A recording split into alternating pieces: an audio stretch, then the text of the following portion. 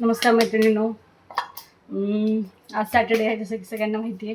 तर सॅटर्डे म्हटलं की आपलं सगळं निवांतच चाललेलं असतं. निवांत म्हणजे खाणं पिणं निवांत असतं, पण बाकीची कामं टॉप प्रायोरिटी असतात. जसं की आता मी केलं, सकाळी माझा ऑन कॉल होता, तर एक इश्यू आला तर तो इश्यू हँडल केला.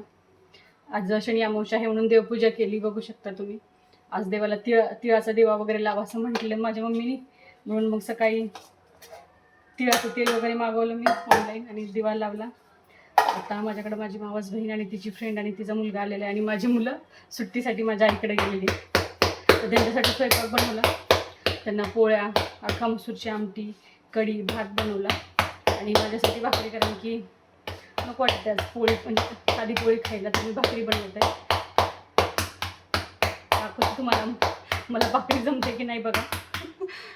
जमते ॲक्च्युली, कारण की मी माझ्या माहेरी माझ्या आईकडं मेस होती आणि आम्ही ज्या घरात राहायचो तिथं आजूबाजूला ज्या मुली होत्या शिकणाऱ्या, लातूरचं फेमस कॉलेज आहे सगळ्यांना माहिती आहे, कॉक्सेट कॉलेज. तिथं जी मुलं मुली शिकायला होती तर त्यांचे टिफिन आमच्याकडे होते. तर मी कॉलेजवरून येता टिफिनचं म्हणजे नाही का, भाजीपाला वगैरे घेऊन यायचे मी आणि माझी आजी. मग मी आजारी असायची तर मी बनवायचे, त्यामुळे मला त्याही कामाची भयंकर सवय, म्हणजे स्वयंपाक वगैरे हे जमतं छानपैकी, मला मॅनेज करू शकते मी लोड. आणि भाकरी बनवली, आता त्यांच्यासाठी स्वयंपाक बनवला.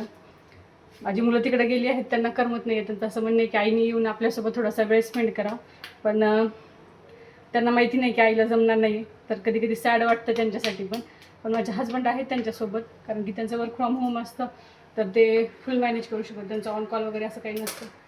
ते मुलांना मॅनेज करतात, त्यांच्यासोबत छान वेळ घालवतात, त्यांना जसं हवं तसं वागवतात. मग त्याच्यामुळं ॲटलिस्ट बाबा आई नाही तर नाही, वडील तरी सोबत आहेत, म्हणून मी मुलांना तिथं पाठवलेलं, तर मुलं मस्त एन्जॉय करत आहेत. मी आता स्वयंपाक वगैरे करून घेऊ.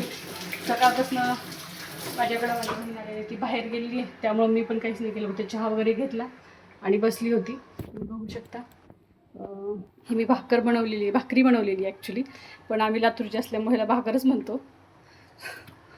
आणि हे आहे अख्ख्या मसूरची आमटी, एकदम टेस्टी झालेली आहे, कारण की मी मिठासाठी त्याला थोडंसं चाकून पाहिलं तर खूप टेस्टी झालेली आहे. ही आहे कढी,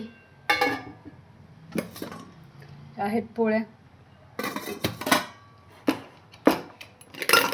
आणि हा अशा प्रकारे मी बनवलेला आहे स्वयंपाक त्यांच्यासाठी आणि माझ्यासाठी पण. देवाची पूजा वगैरे केलेली आहे. मुलं नसल्यामुळं घर बघू शकता तुम्ही, सगळ्या वस्तू जिथल्या तिथं आहेत. आणि हे आमच्या गावाकडनं धान्य आलेलं आहे, गहू, ज्वारी, बाजरी, तीळ वगैरे सगळं हे आमच्या शेतातनं सगळा माल येतो. आता काय आपल्याला ऑप्शन नाही आहे इथं ठेवण्यासाठी, त्याच्यामुळे हॉलमध्येच डेकोरेशनला असं हे मांडायला लागतं सगळं. घर बघू शकता तुम्ही, पूर्ण वस्तू सगळ्या जिथल्या तिथं, हे असं कधीच नसतं. पूर्ण घरामध्ये एक खेळणी, इथे एक टायर, तिथे एक गाडी, सगळं सामान असं अस्ताव्यस्त विखुरलेलं असतं. पण आता सध्या तसं नाही आहे. मी एकटी असल्यामुळे काही करण्याची इच्छा होत नाही आहे, बोर होतं आहे मला. हे लॅपटॉप सकाळी ऑन कॉल होता तर कनेक्ट करून ठेवलेलं. आता माझ्याकडं कपड्याचा ढीग आहे खूप जास्त, जो मला आवरायचा आहे, तर तो मी आवरेल.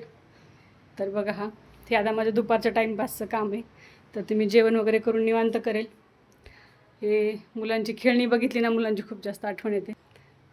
तुम्ही गेले की नाही तुमच्या माहेरी तुमच्या मुलांसोबत फिरायला, किंवा आता उन्हाळ्याच्या सुट्टीत आणि बाहेर जे हे पेट्रोलचं येतं आहे, मध्येच भाव वाढलेला आहे, किंवा लॉकडाऊन नाही बट महागाई आणखीन वाढणार आहे, त्यामुळे लोक थोडं लग्नाच्या कार्यक्रमाला वगैरे किंवा उन्हामुळे जायचंही टाळाटाळ करत आहेत.